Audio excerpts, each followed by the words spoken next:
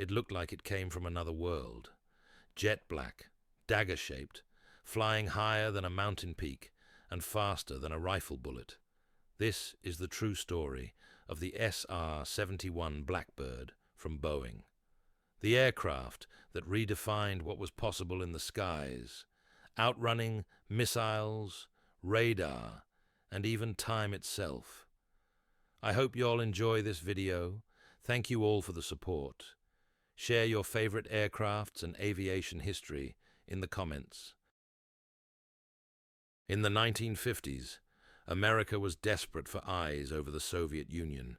The U-2 spy plane had done the job until May 1st, 1960, when Francis Gary Powers' U-2 was shot down by a Soviet missile. That day, the CIA knew the game had changed. Enter Clarence Kelly Johnson, the genius engineer behind Lockheed's secret Skunk Works. He told the CIA, "We can build something that no missile can reach." In just 20 months, his team built the A-12, the predecessor to the SR-71. It was made almost entirely from titanium, a metal so rare that the US had to secretly buy it from the Soviet Union through fake companies. The A-12 proved the concept, but the Air Force wanted more. They wanted a two-seater version that could carry more sensors, fly farther, and go even faster. That's how the SR-71 Blackbird was born. Every inch of the Blackbird was engineered for one purpose: speed. It could fly at 85,000 feet, where the sky fades to black, and hit Mach 3.3, over 2,200 miles per hour. At that speed, air friction heated its skin to 600 degrees Fahrenheit, hot enough to fry an egg. The cockpit windows got so hot they had to be made of quartz, not glass. The fuel, special, called JP7, a blend so stable it could barely burn. The jet even used its own fuel as coolant before combustion. The engines, Pratt and Whitney J58s, were hybrids, part jet engine, part ramjet. At full speed, most of the thrust came from the shock waves in the inlets, not the engines themselves. When the plane was parked, it leaked fuel from every seam. The titanium expanded at high temperatures and sealed itself only once it was moving at speed. Ground crews used to say, "The SR-71 doesn't take off, it takes shape." The SR-71 entered service in 1966, right in the middle of the Cold War. It became the ultimate spy plane, flying over North Korea, Vietnam, the Middle East, and the Soviet border, collecting radar maps, intercepting signals, and taking photographs sharp enough to read a license plate from 80,000 feet. No missile ever hit one. Over 4,000 missiles were launched at SR-70s. Not one ever connected. The pilots used to joke, "You don't dodge a missile, you just accelerate." Major Brian Schul, one of the most famous SR-71 pilots, once recalled being locked on by a Libyan SAM missile. His RSO, Walter Watson, calmly said, "We're being tracked." Schul pushed the throttles forward.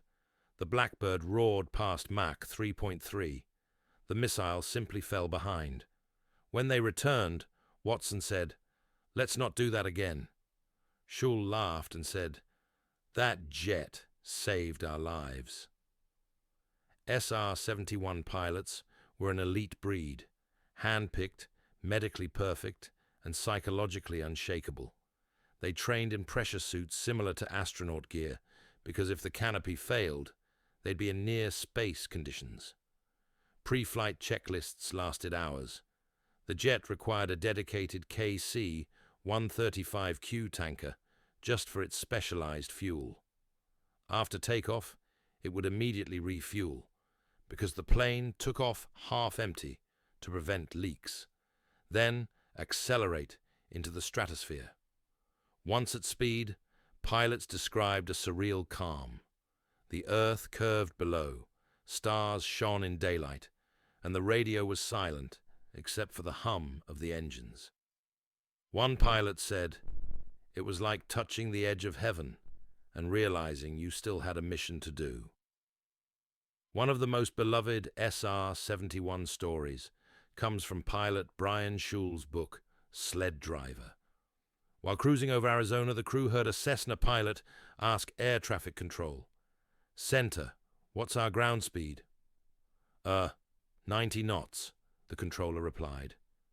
Then a twin beach came on. "Roger, center, we're showing 120 knots.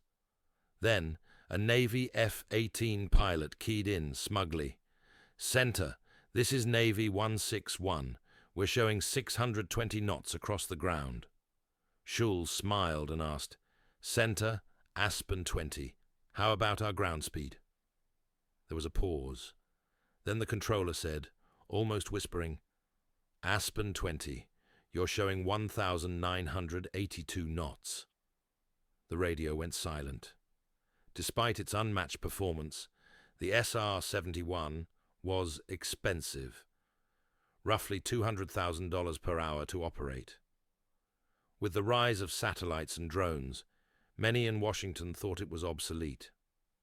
In 1990, the Blackbird was retired, briefly brought back in 1995 by the Air Force and NASA for special missions, then finally retired for good in 1999.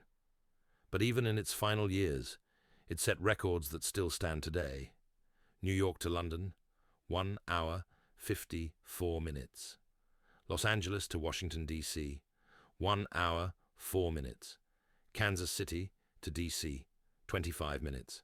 Today, the SR-71 is a museum piece, but it never really died.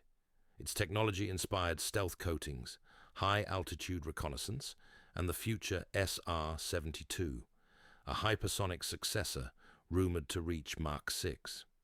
To this day, no aircraft has matched its combination of speed, altitude, and beauty. The Blackbird didn't just fly through the sky, it ruled it.